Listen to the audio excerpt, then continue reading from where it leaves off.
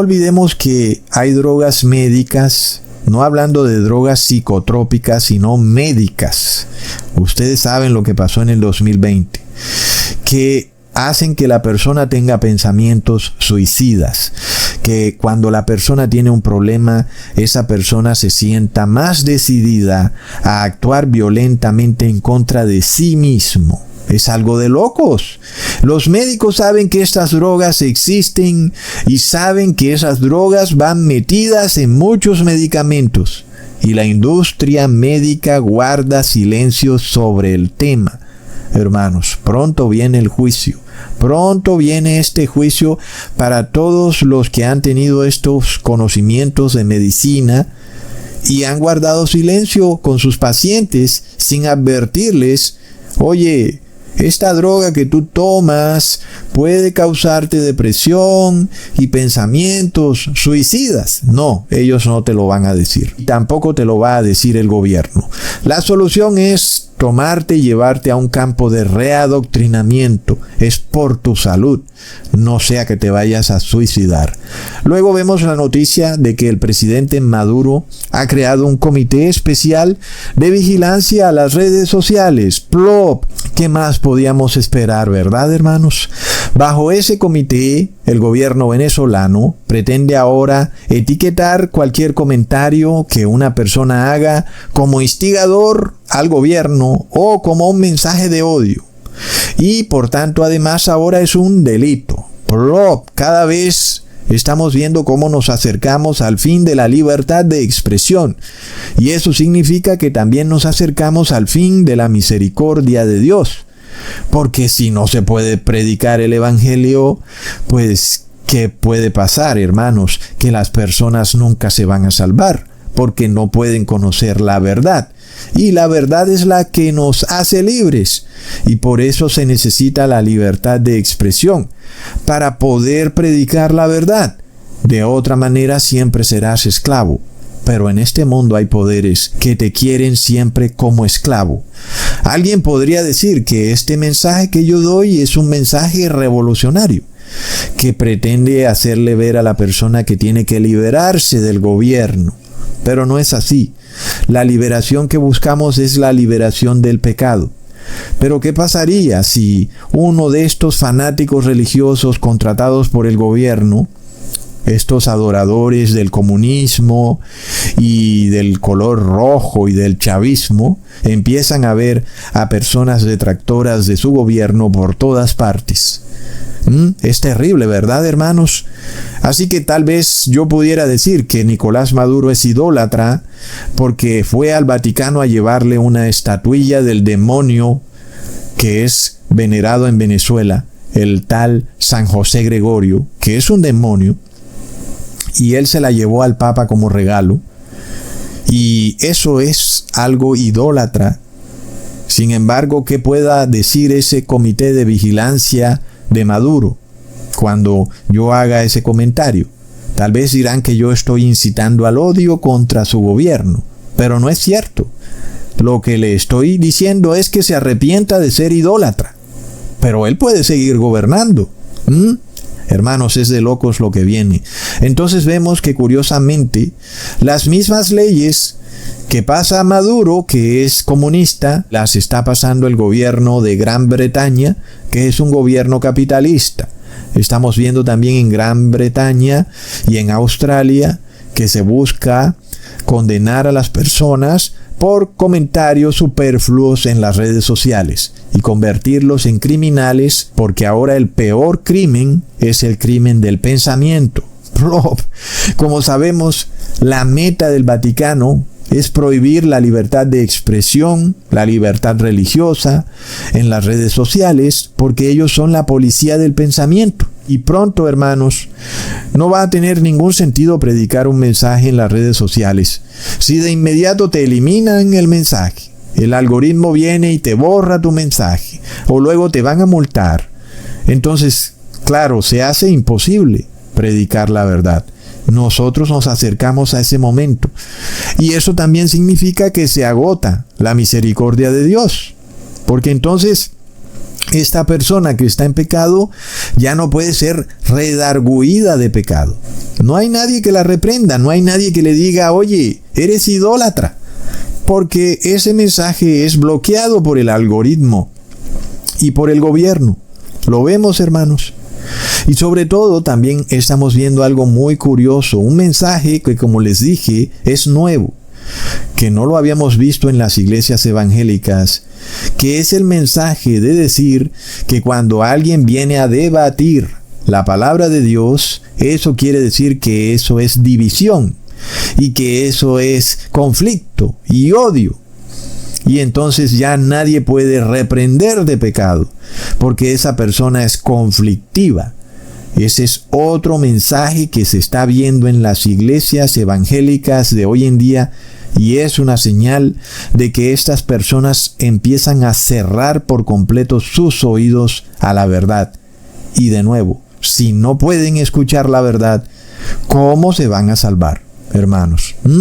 Entonces, vienen tiempos angustiosos, y sea cual sea la razón por la cual nos veamos en angustia, la solución no es claudicar, ni rendirse, ni declararse vencido. No, eso es un carácter suicida. Nosotros tenemos que tener siempre fe, nunca retroceder, y si retrocedemos es para coger impulso. Siempre hacia adelante, hermanos, nunca hacia atrás, como la mujer de Lot. Porque sabemos que el demonio nos tiene entre ceja y ceja, como dice el dicho, ¿verdad, hermanos? Es que somos nosotros, el pueblo de Dios, el que el demonio tiene en objetivo número 1 para destruir. Es el pueblo santo de Dios. Es contra ese pueblo que está enfocada toda la ira del demonio. Leamos en Apocalipsis 12, versículo 17. Entonces el dragón se llenó de ira contra la mujer y se fue a hacer guerra contra el resto de la descendencia de ella, los que guardan los mandamientos de Dios y tienen el testimonio de Jesucristo. Entonces estás razonando lo que lees. El demonio va a hacer guerra contra los que guardan los mandamientos de Dios. ¿Lo estás leyendo? Entonces, la guerra no es contra los pecadores. La guerra es contra los que guardan los mandamientos de Dios. Sin embargo, vemos que la batalla ya la ganó Jesús.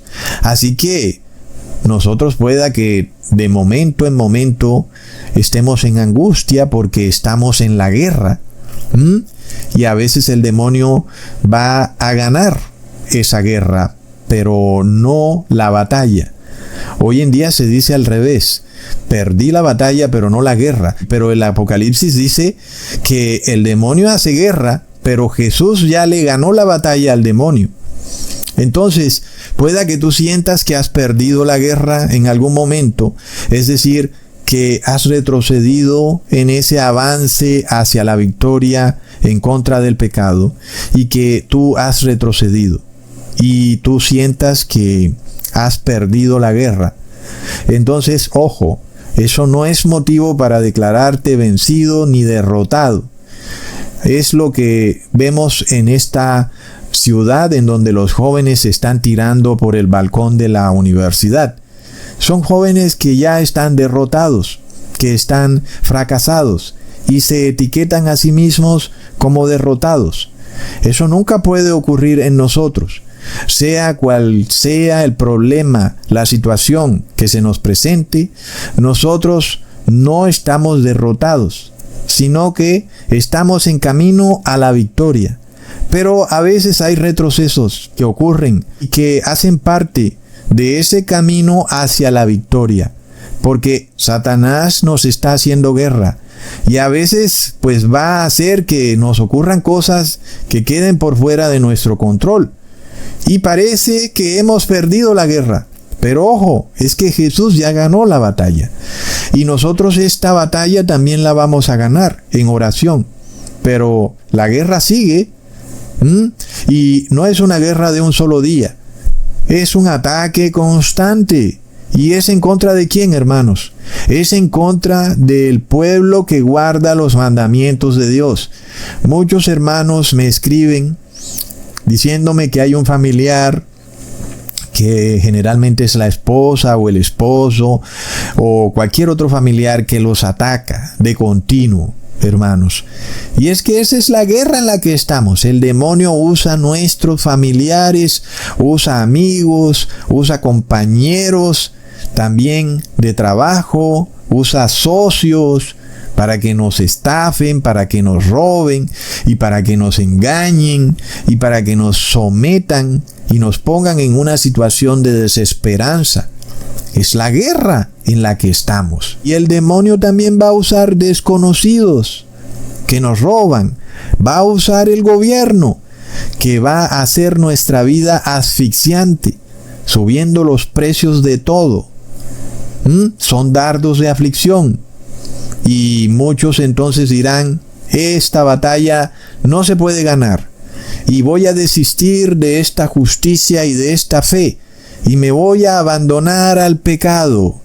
Es el primer paso a que una persona después termine suicidándose.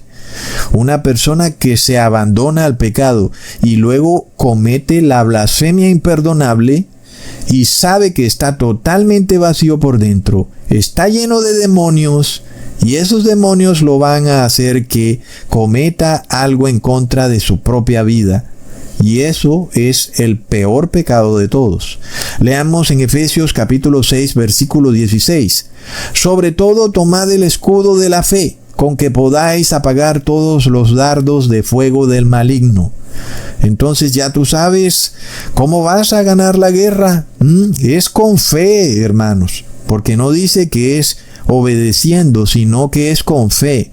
Pero ya sabemos que el que tiene fe obedece los mandamientos de Dios. Pero lo primero es la fe. Y el que no obedece los mandamientos de Dios es porque no tiene fe y porque esa persona ya está derrotada. Entonces, claro que este comportamiento suicida es de una generación que no tiene fe. Como yo se los he dicho muchas veces, estos evangélicos que andan a toda hora diciendo que están salvados por la fe, son los que menos tienen fe. Y ellos han dicho que tienen fe, y lo dicen sobre todo para algún negocio, cuando van a poner una empresa, cuando van a hacer algo económico, ellos dicen que tienen fe.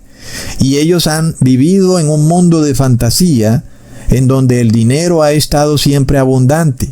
Y de alguna manera esa falsa fe que tienen se ha visto confirmada por la abundancia de dinero, que no ha sido porque ellos realmente habrían tenido fe, sino porque el gobierno está imprimiendo dinero por todos lados.